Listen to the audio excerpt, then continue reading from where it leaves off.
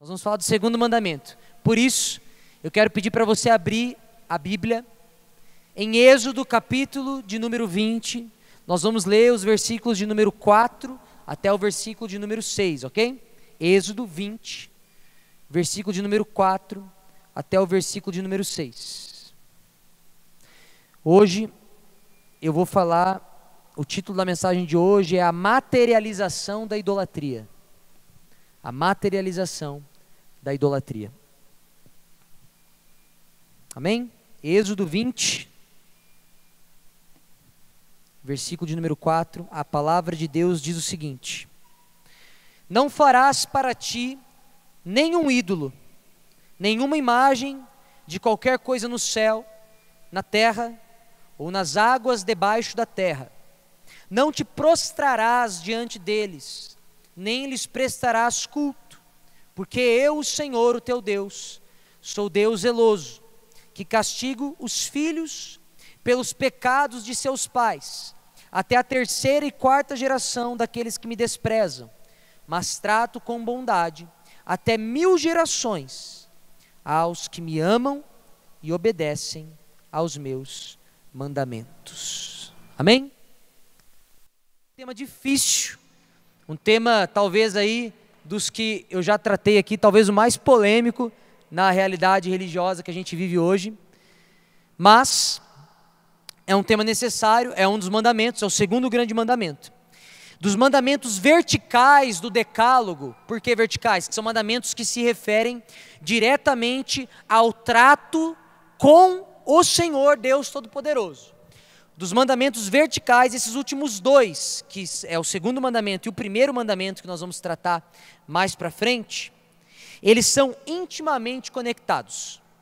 Ambos falam de certa forma sobre a temática da idolatria. Só que se por um lado o primeiro mandamento, como nós vamos ver posteriormente, ele fala de uma idolatria no aspecto mais geral, este mandamento ele fala especificamente sobre as imagens, os ídolos, ou seja, uma imago mesmo, algo que seja material, uma imagem, uma gravura, uma imagem feita, seja de madeira, enfim. Inclusive, nesse texto, o termo no original tem a ver com imagens de madeira, porém, isso não quer dizer que imagens que não são de madeira, está tudo ok, como nós vamos ver daqui a pouquinho.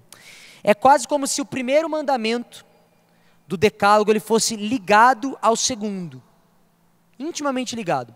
Se no primeiro Deus está tratando de forma geral, aqui ele está falando sobre essa materialização da idolatria na forma de imagens. Essa imagem do hebraico original fala de uma imagem que foi gravada, uma imagem gravada em madeira, muito provavelmente. Mas, como eu disse, as imagens fundidas também são proibidas pela Bíblia, como nós vemos em Êxodo 34:17, quando o texto diz: não farás para ti deuses fundidos, ou seja, que são provenientes do metal.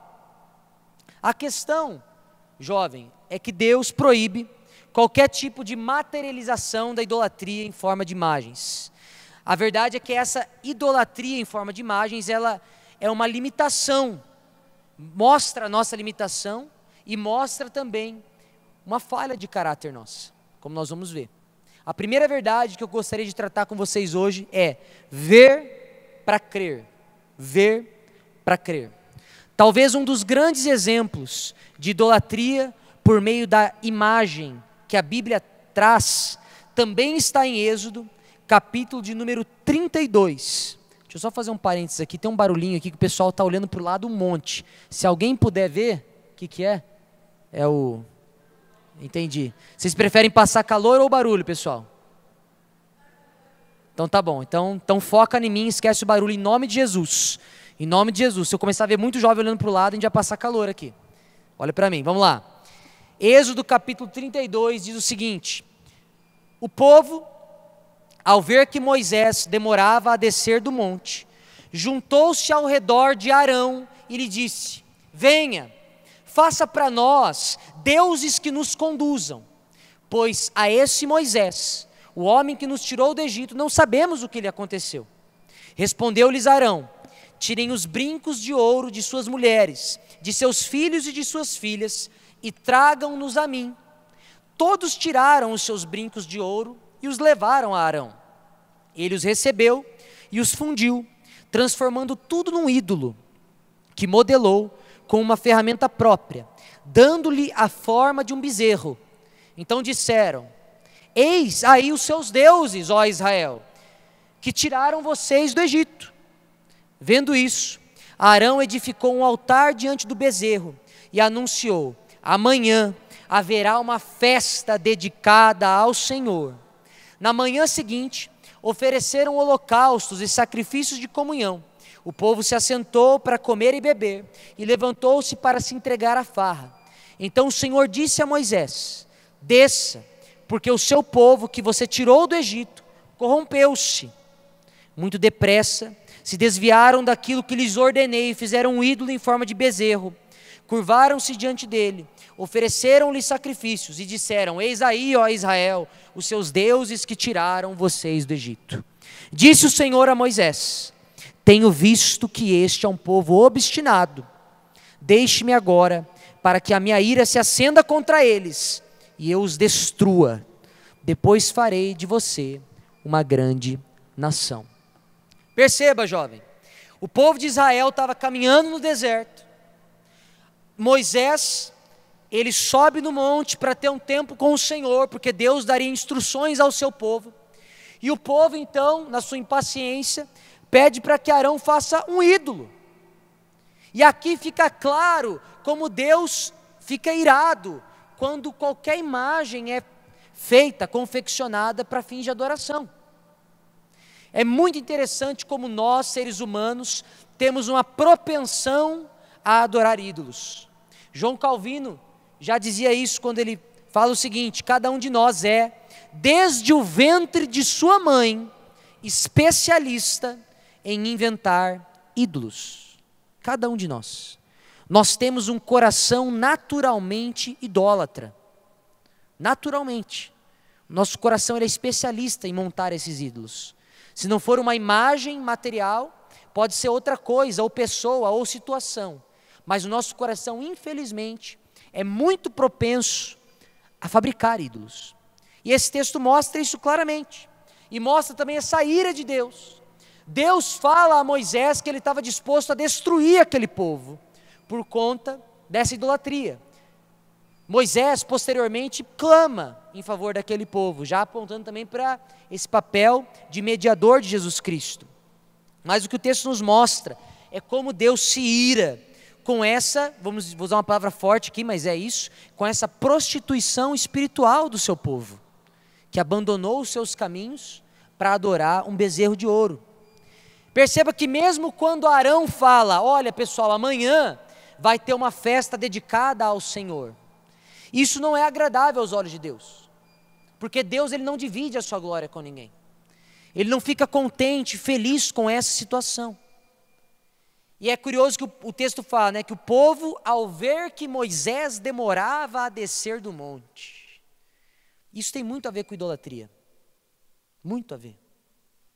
A nossa impaciência, a nossa incredulidade, elas são combustíveis para essa idolatria.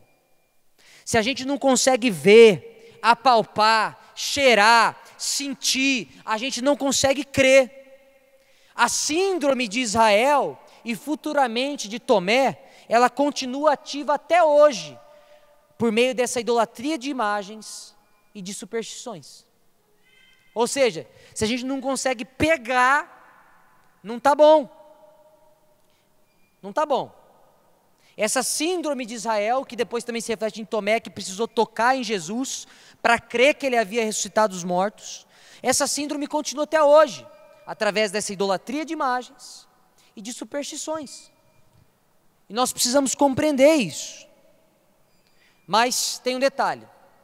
Perceba que o texto, o mandamento, ele proíbe essa adoração, esse fazer de imagens com o fim de adorá-las. Não é que todas as imagens são proibidas. Não é que toda imagem é banida. Por exemplo, a Bíblia traz os querubins que ficavam acima da arca do propiciatório, certo? quando eles montaram lá o templo do Senhor, havia 2 querubins que foram feitos. São imagens de algo que está nos céus. Querubins feitos em ouro, que ficavam acima do propiciatório. Não apenas os querubins, mas também todas as gravuras e imagens de todo o templo do Senhor são imagens. Mas perceba, nenhuma dessas imagens foi feita para o fim de receber adoração. Não foram. Nenhum israelita adorava os querubins. Nenhum israelita adorava as imagens que estavam dentro do santo templo do Senhor. Elas estavam ali como simbologia que apontava para as coisas do Senhor. Então, é bem interessante, tem um comentarista do Antigo Testamento chamado Alan Cole, ele diz o seguinte: se a confecção dos querubins foi permitida pelo Senhor, então a proibição da imagem se refere apenas à construção de objetos de adoração, não objetos que apenas representem algum ser vivo.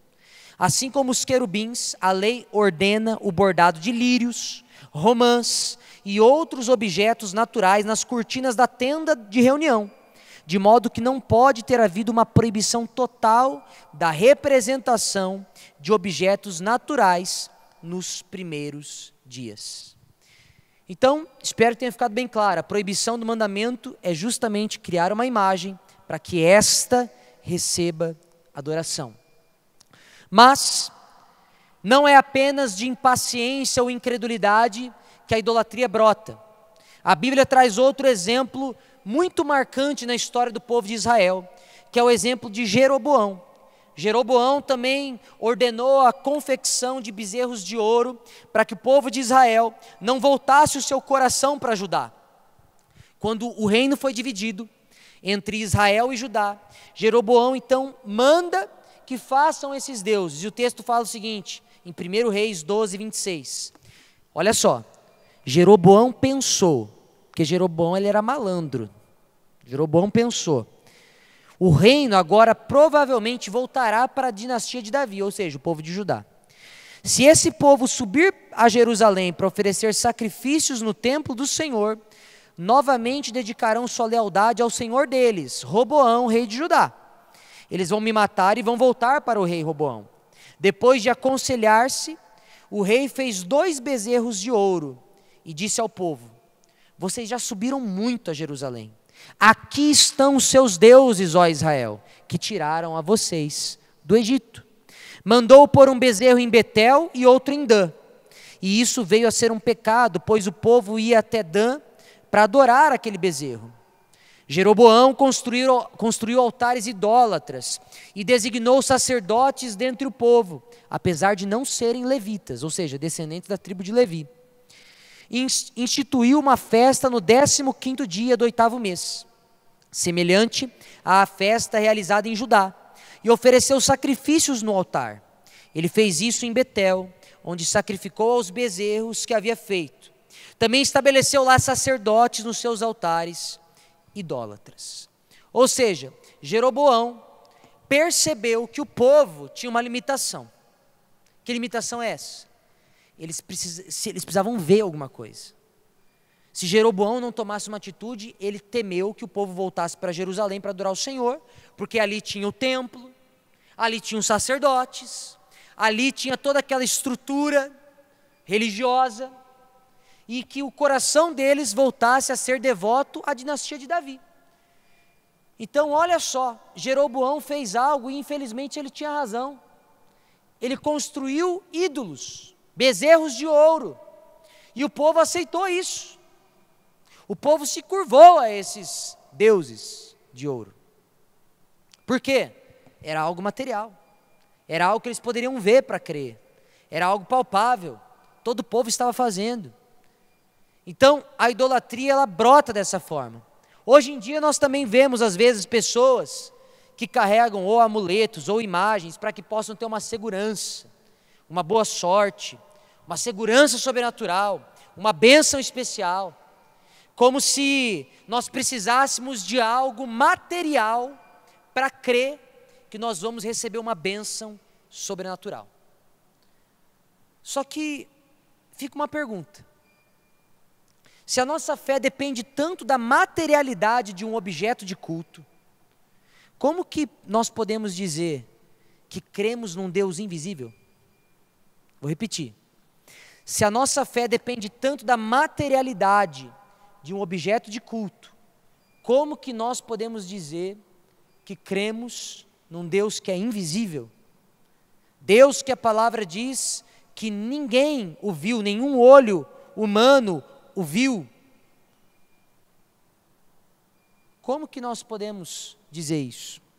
E aqui eu quero trazer uma segunda verdade para cada um de nós, que é a insuficiência da imagem. A insuficiência da imagem. Independente de qual imagem fosse esculpida para tentar representar o Senhor Deus Todo-Poderoso, nenhuma delas, seria suficiente para representar Deus de forma verdadeira. Nenhuma. Qualquer imagem que eu ou você tentemos esculpir, ou fundir, ou moldar para representar o Senhor, será uma limitação, uma diminuição de quem Deus é, porque Ele sempre será infinitamente mais. Sempre. Tem um teólogo chamado Benjamin Warfield, ele diz o seguinte: não há analogias com a Trindade na natureza, nem mesmo na natureza espiritual do homem, que é feito à imagem de Deus. Em seu modo de ser trinitário, Deus é único, e como não há nada no universo como Ele a esse respeito, também não há nada que possa nos ajudar a compreendê-lo. Deus está muito além. Deus está muito além. Não existe uma imagem que pode representá-lo. Essa imagem, por conta da insuficiência, por conta da imperfeição, ela gera também uma fé deficiente, uma fé manca. Por quê? Porque a nossa fé, de certa forma, ela se torna limitada ao objeto que adora. De certa forma, ela se torna limitada. Então, essa insuficiência, ela tem consequências práticas. Por quê? Porque as práticas ritualísticas de culto, elas vão necessariamente ser adaptadas para aquele objeto de culto. Elas vão ser adaptadas. Ou seja, nós vamos estar limitando também, até mesmo, a nossa fé. E eu quero deixar uma pergunta para você, jovem, nessa noite. Por que limitar o ilimitável? Por quê? Por que que eu e você vamos limitar aquilo que é ilimitável? Não faz sentido. Talvez uma boa alegoria seria como se um aventureiro atracasse o seu navio numa costa, depois de meses e meses e meses viajando no alto mar, buscando encontrar tesouros, novas terras, lugares novos. E quando ele chegasse nesta praia, depois de meses no alto mar, e ele desse de cara com uma mata fechada à sua frente, por conta do medo, ou da incredulidade, ou da impaciência, ele escolhesse passar o resto dos seus dias alojado apenas nas areias daquela praia, abrindo mão de todos os tesouros, de todos os lugares escondidos, prontos para serem descobertos, simplesmente por conta de uma incredulidade, ou de um medo, ou de uma impaciência, ou de melhor ficar com aquilo que eu consigo pegar agora. Quando nós limitamos o Senhor, de certa forma a gente está fazendo a mesma coisa. Nós estamos abrindo mão de conhecer algo muito mais profundo, em detrimento de algo que é limitado. E a palavra de Deus nos chama a atenção sobre isso. Por isso, jovem, abra mão da necessidade de adorar algo material, de ter um amuleto da sorte, de ter uma imagem de superstição. Ao invés disso, lança a tua vida nas mãos do Deus Todo-Poderoso, que é o Deus invisível, maior do que qualquer imagem, maior do que qualquer amuleto, mais poderoso, mais sublime, mais perfeito e poderoso para fazer infinitamente mais do que toda imagem. Lança a tua vida nas mãos dele. Mas eu não poderia deixar de falar também, né? Falei muito sobre Israel, falei das imagens antigas. Porém, e hoje em dia? E hoje em dia? E aqui eu quero entrar num terceiro ponto, que talvez você vai achar esquisito, que é a adulia e a latria. Você vai falar assim, meu Deus, o que é isso? É nome de remédio, pastor? Não é nome de remédio. Não é. Eu não poderia deixar de falar sobre as imagens da Igreja Católica, que eu acredito que muitos aqui estão aguardando eu comentar algo a respeito, já que eu estou tratando desse mandamento. Bom, a posição oficial da Igreja Católica Apostólica Romana a respeito desse assunto, a respeito das imagens, é que a veneração dada aos santos e à Virgem Maria é diferente da adoração rendida ao Senhor Deus. Ou seja, a teologia católica diz que aos santos é dada a honra da dulia. Isso é uma palavra que significa uma veneração, é como se fosse uma veneração. A Virgem Maria é dada a honra da hiperdulia, que é como se fosse uma veneração especial, maior.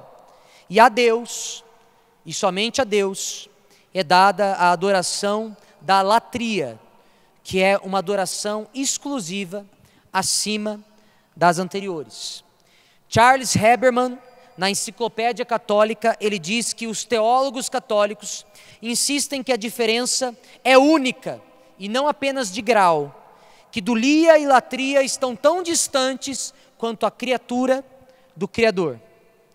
Essa distinção de latria, de dulia, que a Igreja Católica utiliza para justificar teologicamente uma veneração às imagens esculpidas, ela é originária de Santo Agostinho, no livro Cidade de Deus, quando ele diz, latria e adicitur quae pertinet ad colendum Deum, ou em português, latria, que é assim que se chama o culto de adoração que pertence a Deus.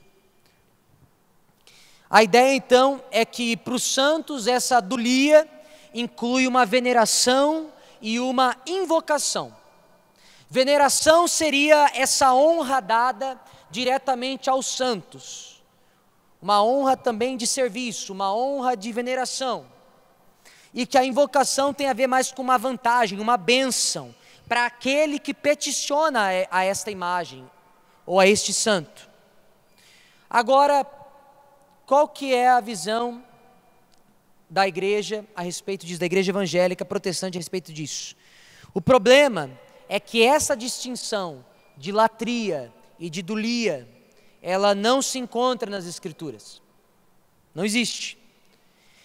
Como muito bem fundamenta João Calvino nas suas Institutas, ele diz o seguinte, abre aspas, assim, alguns séculos atrás, os santos foram elevados ao consórcio de Deus, os quais haviam partido desta vida, de sorte que viessem a ser reverenciados e invocados e festejados em seu lugar.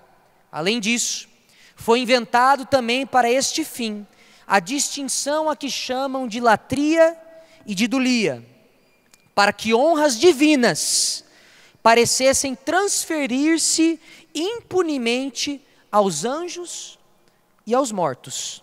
De fato, duleia é serviço e latreia é honra. Portanto, por certo, que ninguém põe em dúvida que servir seja algo maior ou a mais do que honrar. O que João Calvino está criticando aqui é que falar que dulia é serviço e latreia é honra não distingue na prática de culto. Essa distinção técnica, linguística, não altera na prática em nada.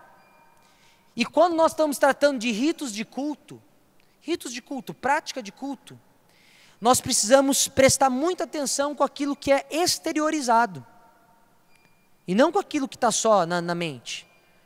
Porque se você vê alguém se prostrando diante de A e diante de B, como você pode distinguir apenas linguisticamente que essa prostração aqui é menor do que aquela prostração?